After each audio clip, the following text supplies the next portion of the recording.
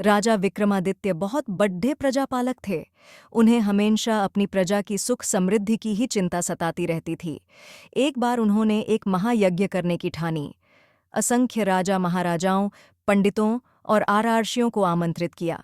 यहाँ तक कि देवताओं को भी उन्होंने नहीं छोड़ा।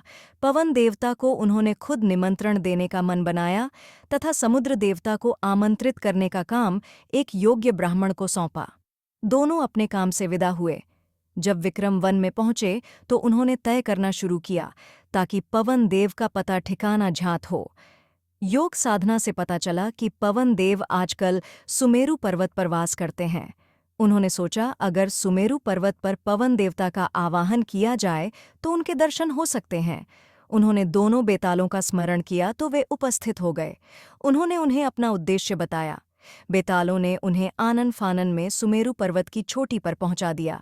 चोटी पर इतना तेज हवा थी कि पांव जमाना मुश्किल था। बड्ढे बड्ढे वृक्ष और चट्टान अपनी जगह से उड्डैच कर दूर चले जा रहे थे, मगर विक्रम तनिक भी विचलित नहीं हुए। वे योग साधना में सिद्धहस्त थे, इसलिए एक जगह अचल होकर बैठ गए। बाहरी दुनिया को भूलकर पवन देव की साधना में रत हो गए। न कुछ खाना, न पीना, सोना और आराम करना भूलकर साधना में लीन रहे। आखिरकार पवन देव ने सुधि ली। हवा का बहना बिल्कुल थम गया। मंद मंद बहती हुई वायु शरीर की सारी थकान मिटाने लगी। आकाशवाणी हुई, हे राजा विक्रमादित्य, तुम्हारी साधना से हम प्रसन्न हुए। अपनी इच्छा बता। विक्रम अगले ही क्षण सामान्य अवस्था में आ गए और हाथ जोड़कर बोले कि वे अपने द्वारा किए जा रहे महायज्ञ में पवन देव की उपस्थिति चाहते हैं। पवन देव के पधारने से उनके यज्ञ की शोभा बढ़ेगी। ये बात विक्रम ने इतना भावुक होकर कहा कि पवन देव हंस पड़े। उन्होंने जवाब दिया कि सशरीर यज्ञ में उनकी उपस्थिति असंभव है। वे अगर सशरीर गए तो विक्रम के राज्य में भयंकर आंधी तूफान आ जाएगा। सारे लहलहाते खेत, पेड़ पौधे, महल और झोपड़ियां सब की सब उजड़ जाएंगी। रही उनकी उपस्थिति की बात, तो संसार के हर कोने में उनका वास है, इसलिए वे अप्रत्यक्ष रूप से उस महायज्ञ में भी उपस्थित रहेंगे। विक्रम उनका अभिप्राय समझकर चुप हो गए। पवन देव ने उन्हें आशीर्वाद देते हुए कहा कि उनके राज्य में कभी अनावृष्टि नहीं होगी और कभी दुर्भिक्ष का सामना उनकी प्रजा नहीं करेगी। उसके बाद उन्होंने विक्रम को कामधेनु गाय देते हुए कहा कि इसकी कृपा से कभी भी विक्रम के राज्य में दूध की कमी नहीं होगी। जब पवन देव लुप्त हो गए तो विक्रमादित्य ने दोनों बेतालों का स्मरण किया और बेताल उन्हें लेकर उनके राज्य की सीमा तक आए।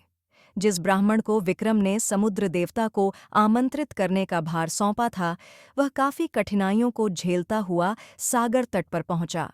उसने कमर तक सागर में घुसकर समुद्र देवता का आवाहन किया। उसने बार बार दोहराया कि महाराजा विक्रमादित्य महायज्ञ कर रहे हैं और वह उनका दूत बनकर उन्हें आमंत्रित करने आया है।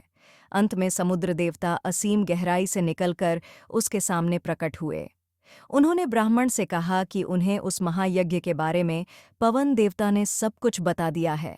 वे पवन देव की तरह ही विक्रमादित्य के आमंत्रण का स्वागत तो करते हैं, लेकिन सशरीर वहां सम्मिलित नहीं हो सकते हैं। ब्राह्मण ने समुद्र देवता से अपना आशय स्पष्ट करने का सादर निवेदन किया तो वे बोले कि अगर वे यज्ञ में सम्मिलित होने गए तो उनके साथ अथाह जल भी जाएगा और उसके रास्ते में पडीडीएचने वाली हर चीज डूब जाएगी। चारों ओर प्रलय सी स्थिति पैदा हो जाएगी, सब कुछ नष्ट हो जाएगा। जब ब्राह्मण ने जानना चाहा कि उसके लिए उनका क्या आदेश है, तो समुद्र देवता बोले कि वे विक्रम को सकुशल महायज्ञ संपन्न कराने के लिए शुभकामनाएं देते हैं। अप्रत्यक्ष रूप में यज्ञ में आद्योपति विक्रम उन्हें महसूस करेंगे, क्योंकि जल की एक एक बूंद में उनका वास है।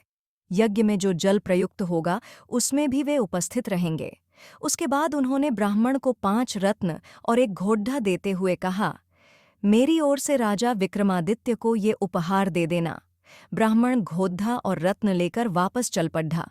उसको पैदल चलता देख वह घोड़ा मनुष्य की बोली में उससे बोला कि इस लंबे सफर के लिए वह उसकी पीठ पर सवार क्यों नहीं हो जाता। उसके नानुकुर करने पर घोड़े ने उसे समझाया कि वह राजा का दूत है, इसलिए उसके उपहार का उपयोग वह कर सकता है। ब्राह्मण जब राजी होकर बैठ गया तो वह घोड़ा पवन वेग से उसे विक्रम के दरबार ले आया। घोड़े की सवारी के दौरान उसके मन में इच्छा जगी, काश यह घोड़ा मेरा होता। जब विक्रम को उसने समुद्र देवता से अपनी बातचीत सविस्तार बताई और उन्हें उनके दिए हुए फुहार दिए, तो उन्होंने उसे 5 रत्न तथा घोड़ा उसे ही प्राप्त होने चाहिए, चूंकि रास्ते में आने वाली सारी कठिनाइयां उसने राजा की खातिर हंसकर झेलीं। उनकी बात समुद्र देवता तक पहुंचाने के लिए उसने कठिन साधना की। ब्राह्मण रत्न और घोड़ा पाकर फूला नहीं समाया।